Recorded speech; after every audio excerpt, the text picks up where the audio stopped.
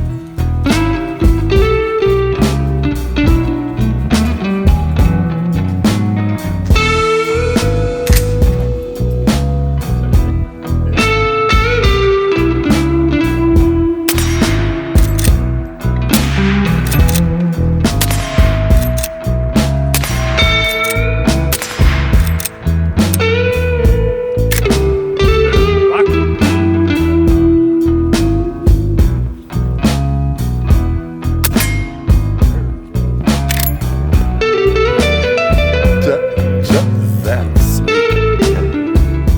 Right? I like that. That is very smooth, very quiet, feels good. Yeah. Yeah. Well, I don't know about you, but I've never liked lever guns ever. And I think I might like that one.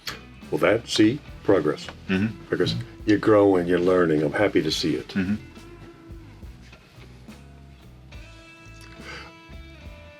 Mostly, we get a chance to shoot a really nice gun at a very reasonable price that does everything you want it to do and does it well. Again, I hate to be such a putz, but I like this little fella. Comfortable, easy to live with, tactical, but not like ridiculous tactical with, M-lock rails and all that kind of stuff. There is a place and a time for that as well, but for most of the rest of us suburbanites, you need a decent rail, a decent caliber, and a decent gun. That's a nice thing. I want one of those, I think. That's kind of nice. I have long lusted after a proper tactical lever gun, but I thought, well, frankly, it was a little silly and pretentious. But after actually shooting one, particularly one with a can, particularly one that's this nicely built, I'm in. I am spoiled, I know, but you're not wrong about that. It was fantastic to shoot it suppressed. It is so quiet with the can on it. It is glorious in just about every way. It's not as though the big fella thumps you or anything like that. It's a very comfortable shooter. I would call it more like 38 Special than 357, which is what I'm more familiar with. But the suppressed, boom, boom, beautiful, beautiful, and very, very quiet for what you wanted to do.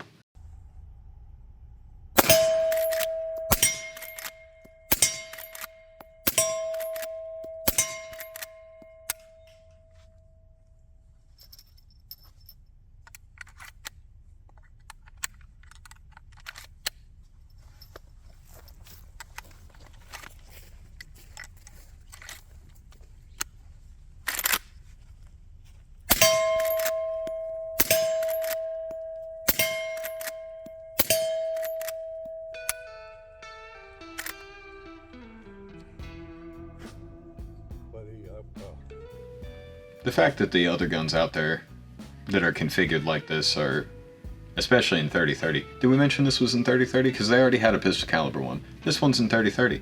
A lever gun is a great suppressor platform. It's way fun to shoot subsonics. Having a rail gun on it, or having a rail on it to put a 1-6 or a 1-4. All it does, it's not corny to make a lever gun like this, because in reality all it does is it just adds utility to the gun. Yes. It's goofy. There's a novelty in seeing, something that looked like your granddad's lever gun with a bunch of rails and a threaded barrel and black furniture.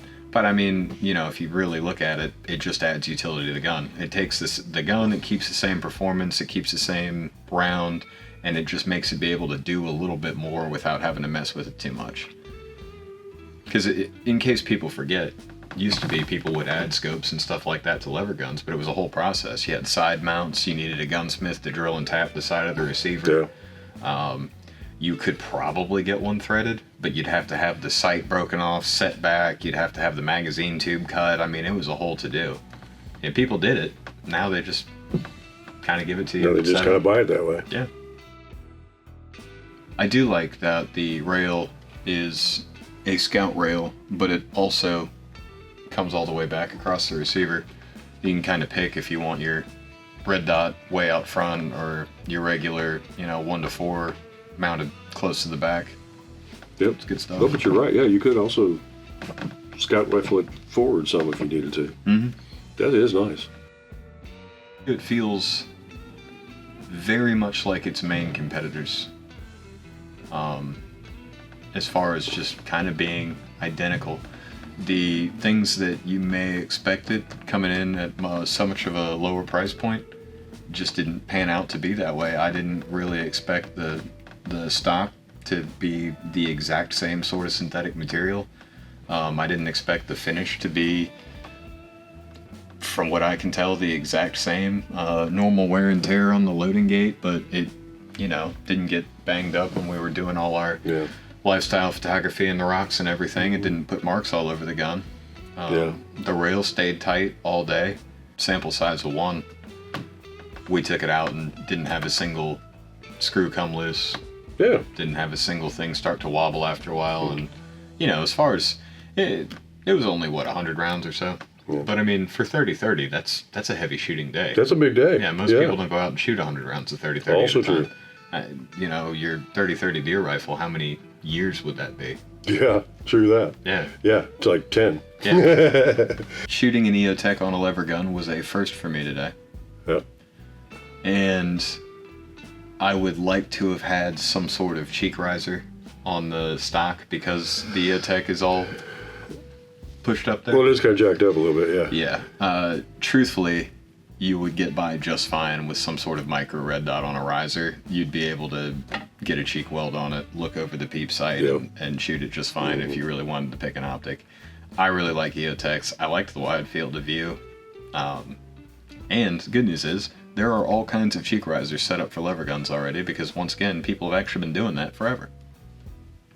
Also, I'm just going to say this because it's a me thing, but I noticed that they wrap the lever in the paracord. Nice touch, it keeps your hands nice and comfortable and everything's good. But the thing I appreciate about the bow stack is that I got no talent at that at all. It would take me 2 days to get that on there right. I was modestly thankful that they went ahead and did that for me so I didn't have to mess with it. Yeah, it is a nice touch. Yeah. And it works. Yeah. It does make a difference. Yeah, it really does, especially, 100 times. Yeah. Whack, whack. Yes, it does make a difference. Silly as that sounds.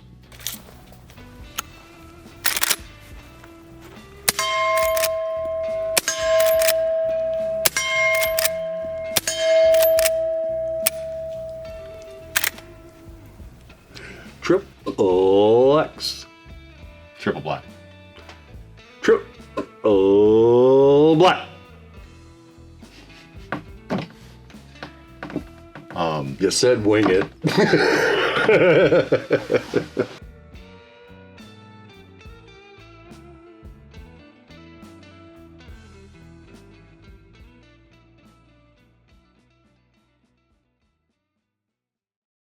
That's my creative process.